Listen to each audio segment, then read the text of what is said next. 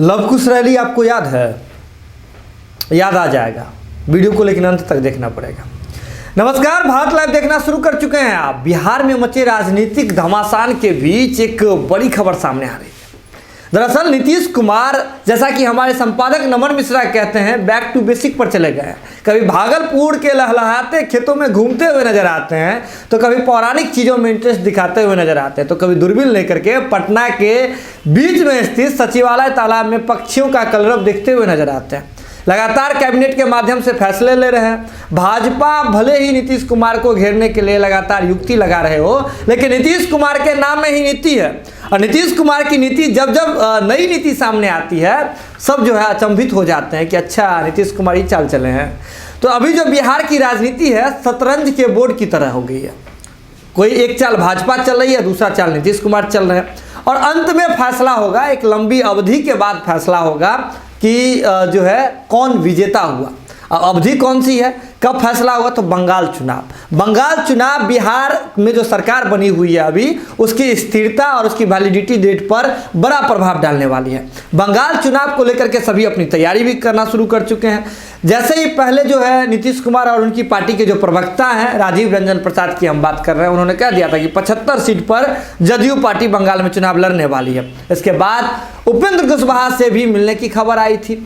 उपेंद्र कुशवाहा से मिलने की खबर इसलिए भी, इसके और इस बयान के बीच में गैप है। गैप किस चीज़ का? अरुणाचल प्रदेश वाला कौन सा गैप? तो बीजेपी ने जदयू के जो विधायक जो घटक लिए थे हम कह रहे हैं, हाँ, क्योंकि वहाँ सुफरा साफ करने की कोशिश की गई थी। एक विधायक बचे थे, वो भी बिहार में जब जदयू समीक्षा बैठक कर रही थी, राष्ट्रीय कार्यकारिणी की बैठक कर रही थी, वहाँ मौजूद थे। नीतीश कुमार भी कहे, दिखाते हुए कि देखिए ये विधायक हैं जो एक बच गए इस सुनामी से। तो ऐसे में नीतीश कुमार अपने घाव को सबके सामने दिखाते हुए नजर आ रहे थे। लेकिन बैक टू बेसिक में नीतीश कुमार चले गए हैं, अपने संगठन को मजबूत करना शुरू कर चुके हैं। आरसीपी सिंह को जिम्मेदारी दे देते हैं, प्रशासनिक फेरबदल होता है। भाजपा भले ही हर जगह जो है अपना डंडा चला रही है, लेकिन इसके बावजूद नीतीश कुमार इक्के जो है रख तो रहे हैं, लेकिन रखने से पहले एक पेपर लगा दे रहे हैं, और पेपर नीतीश कुमार के नाम का होता है पीछे।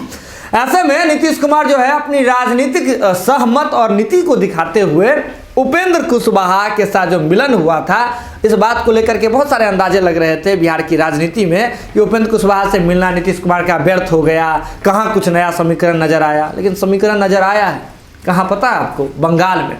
बंगाल चुनाव होने को है। ऐसे में नीतीश कुमार भले ही खामोश अब नजर आ रहे हो बंगाल को लेकर के, लेकिन नीतीश कुमार के साथी ने इस पर काम करना शुरू कर दिया है। वही साथी जो लव कुश रैली में हाथ जोड़ करके जनता के सामने अपनी शक्ति का प्रदर्शन करते हैं, अपने वोट बैंक का प्रदर्शन करते हैं।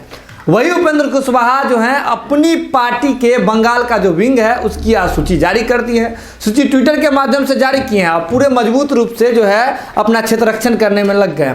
अब आप सोच रहे हैं उपेंद्र कुशवाहा, उनकी पार्टी बिहार में सुफरा साफ हो जाती है, और बंगाल का सोच रहे हैं। सोच सकते हैं और सोचेंगे भी, इसलिए भी क्योंकि यहाँ भी राजनीतिक सहमत की बात है और बड़ी बात है। एक और जहाँ ममता बनर्जी से केंद्र सरकार और बीजेपी की ठनी हुई है, उसी बीच जो भी बीजेपी के साथ नहीं है वो कहीं ना कहीं ममता बनर्जी में ही उनकी आस्था दिख रही है। तो ऐसे में नीतीश कुमार अपनी पूरे कुनबे के साथ, पूरे टीम के साथ, अपनी ओर आस्था रखने वाले टीम के साथ लगातार वहां पहुंच चुके हैं। नीतीश कुमार भले ही फ्रंट पिच पे आकर के, फ्रंट फुट पे आकर के बल्लेबाजी नहीं कर रहे हैं, लेकिन नीतीश कुमार के जो फील्डर हैं और जो क्रिकेटर है, बैटिंग एक ही करेगा, बाकी सब तो रहेगा मैदान में ही ना, तो वो सब अपना काम कर रहे हैं। उपेंद्र कुशवाहा की बात करें, उन्होंने जो है राष्ट्रीय लोक समता पार्टी के प्रमुख हैं, उन्होंने अपनी सूची जारी कर दी है। सूची में कुल जो है 25 लोगों को अलग अलग पद दिए गए हैं। उसके बाद जो है स्टेट एडवाइजरी कमेटी के भी मेंबर बनाए गए हैं। ये पूरी लिस्ट जो है आपको स्क्रीन पे भी दिख रही है, आप पढ़ सकते हैं। लेकिन कुछ जो है हम जनरल सेक्रेटरी और उन लोगों का जो नाम हम आपको परिचय भी सुना देते हैं। कुमुद नारायण चौधरी हैं, उनको स्टेट का प्रेसिडेंट बनाया गया, यानी कि बंगाल के जो हैं वो स्टेट प्रेसिडेंट होंगे। मिस्टर रणधीर सिंह है, उसे स्टेट के वाइस प्रेसिडेंट बनाए गए हैं। मिस्टर अरुण क्रांति जो है उन्हें वाइस प्रेसिडेंट बनाया गया है। राजा बाबू सिंह है, उन्हें भी वाइस प्रेसिडेंट बनाया गया है। दिलीप सिंह है, उन्हें भी वाइस प्रेसिडेंट बनाया गया है। समर महतो हैं, उन्हें वाइस प्रेसिडेंट बनाया गया।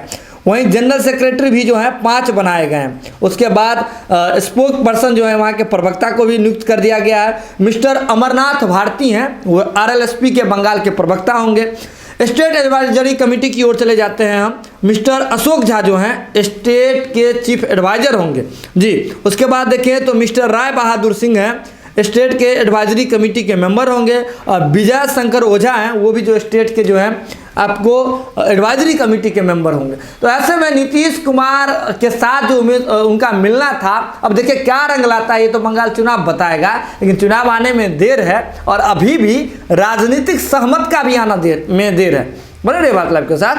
भारत लाइव की जो पैनी नज़र है हर खबर पर रहती है, किसके साथ किसका रिश्ता बिगड़ रहा है, कहाँ बन रहा है, कौन कहाँ शतक मारने वाला है, भारत लाइव की टीम आपको पहले ही बता देती है और आप इस खबर पर यकीन भी करना शुरू कर चुके हैं।